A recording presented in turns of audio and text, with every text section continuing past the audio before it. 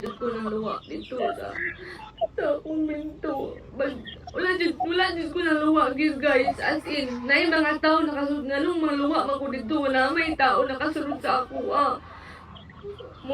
Gusto ko mga ipasaylo sa tanan nga katoliko kung nakuan man gali sa inyo ama. Nakasala ako. May kong pasaylo pero wala dyan ko nakuha ng luwa dito. Idilit magaling na yun ako ang videos pag-upload at to kay di ko gusto mukalat to kay giinan ko nga di daw maayo. Before that day atong Domingo, gidelete yun to guys.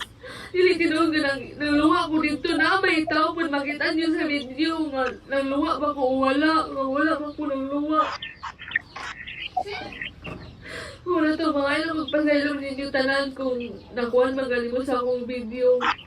Karong madumi dito sa simbalon niya para kamu i-explain akong side ni Father o sa tanang kwan sa Katoliko. Saluhan ko ninyo guys. Sorry kayo sa tanan.